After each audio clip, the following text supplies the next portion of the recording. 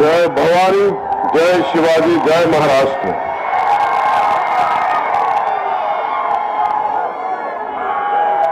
छत्रपती शिवाजी महाराजांची भूमी, संतांची भूमी, वीरांची भूमी म्हणजेच महाराष्ट्र।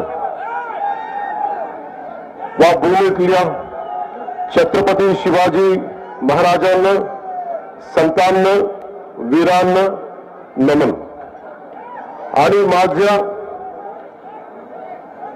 लाडक्या बहिणींना, लाडक्या भावांना प्रेमपूर्वक नमस्कार।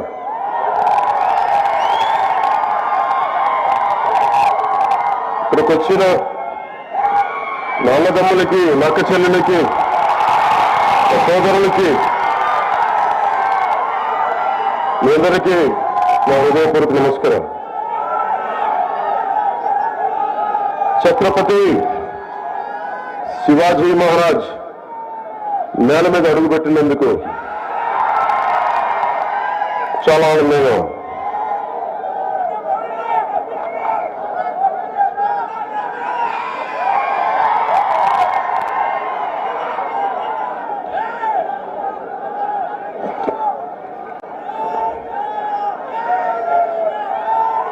ఈ ఛత్రపతి శివాజీ పుట్టిన నేల,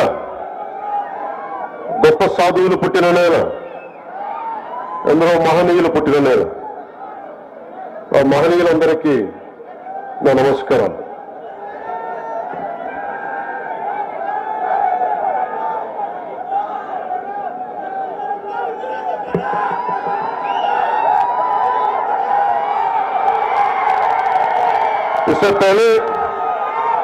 इससे पहले कि मैं कुछ बोलूं, मैं आप सबसे क्षमा चाहता हूं। मैं मराठी बोलने का प्रयास कर रहा हूं क्योंकि मैं इस भाषा का सम्मान करता हूं, पर उच्चारण में कोई गलती हो जाए तो उसके लिए मैं क्षमा प्रार्थी हूं। मी मराठी बोलताना चुकलो,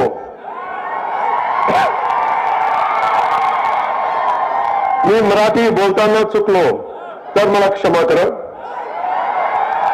पांडुरंगाच्या वारीची परंपरा असणाऱ्या या महाराष्ट्रात मला प्रचार वारीसाठी नेता आलं, याचे मला आनंद आहे। मैं आभारी हूं आदरणीय प्रधानमंत्री मोदी जी का, गृह मंत्री अमित शाह जी का, हमारे प्रिय highway man of India Nitin Gadkari ji का, साथ ही मैं आभारी हूं महायुति सरकार के मुख्यमंत्री श्री एकनाथ शिंदे जी का, उप मुख्यमंत्री अजित पवार जी का, उप मुख्यमंत्री देवेंद्र फडणवीस जी का। साथ ही मैं आभार व्यक्त करता हूं मंच पे आसीन श्री अशोक चौहान जी को, श्री सत्यकुमार यादव जी को, श्री अजीत गोपचरे, डॉक्टर संतोखराव जी को, जितेश राव साहब को, संजय जी कोडगे जी को, विष्णुवर्धन रेड्डी जी को, श्री प्रवीण साले को, श्री बीबी पाटिल जी को, श्री विरूपाक्ष महाराज जी को मैं नमस्कार करता हूं। నా జీవితంలో ఎప్పుడు నేను ఏది అవ్వాలని ప్రయత్నం చేయను। నా డిప్యూటీ సీఎం, నా పొలిటికల్ లీడర్, డెస్టినీ, కాలం, ఫేట్ ఇక్కడ తీసుకొచ్చి పెట్టింది। భారతదేశం కోసం పనిచేసే శక్తిని మన సనాతన ధర్మం ఇచ్చింది। సో మీ అందరికీ నా విన్నపం, ఓజీ గురించి చెప్తాం।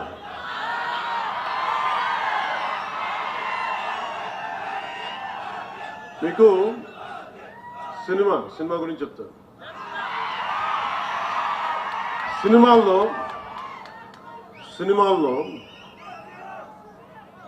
పోరాటం చేయడం, గొడవ పెట్టడం ఈజీ।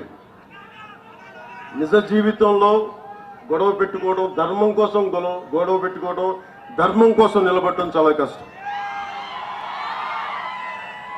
మీరు ఈరోజు మీటింగ్కి విని వెళ్ళిపోతున్నారు.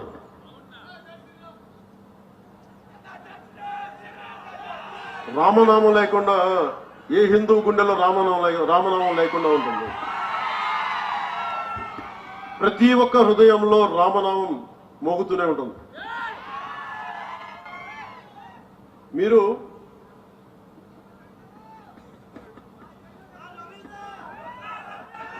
ఇందాక చెప్పిన రామ్ధారి సింగ్ దినకర్ గారిది ఆయన చెప్పేది మనందరూ శక్తి లేదనుకుంటారు.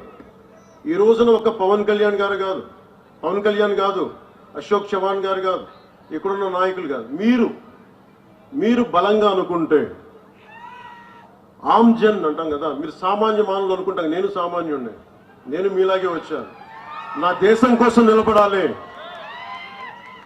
మన సనాతన ధర్మం కోసం నిలబడాలి, పోరాడాలి. అది ఇక్కడ తీసుకొచ్చింది. సో రామ్ధారి సింగ్ దినకర్ గారు చెప్పింది,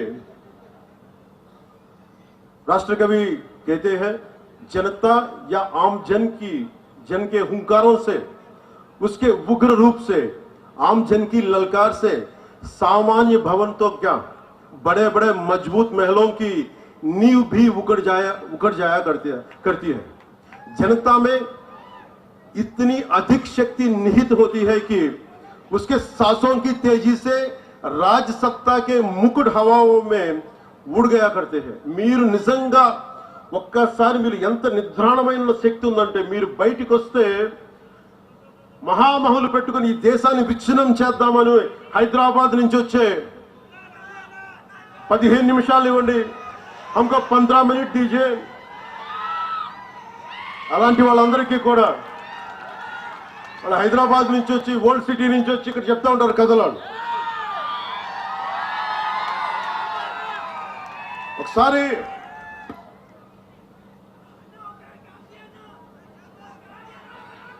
ఒక్కసారి చాలా మంది ఫారెన్ డిగ్నిటరీస్ వచ్చి నన్ను అడిగారు, ఈ దేశంలో మైనారిటీలు బాధపడుతున్నారు, భయపడుతున్నారు నరేంద్ర మోదీ గారి నాయకత్వంలో, భారతీయ జనతా పార్టీ నాయకత్వం అంటే. నేను ఒకటే చెప్పాను, హైదరాబాద్ లో కూర్చొని, ఓల్డ్ పాత బస్తీలో కూర్చొని పోలీసులు 15 నిమిషాలు కళ్ళు మూసుకు కూర్చుంటే హిందువులకు మేమేంటో చూపిస్తాం. నాకెవరో చెప్పాలనిపించింది, ఇది ఛత్రపతి శివాజీ నేల, ఇది ఇలాంటి ధమ్కీలకి భయపడం.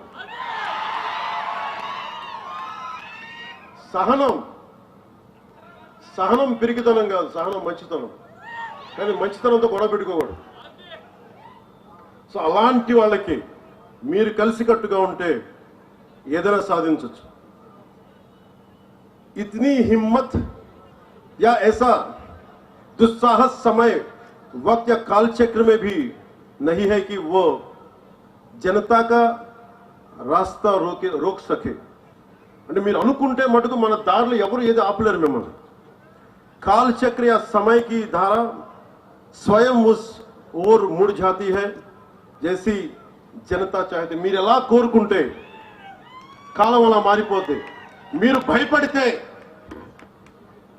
భయపడితే సనాతన ధర్మం కోసం మీరు భయపడతారా? సనాతన ధర్మాన్ని రక్షించుకోలేరా?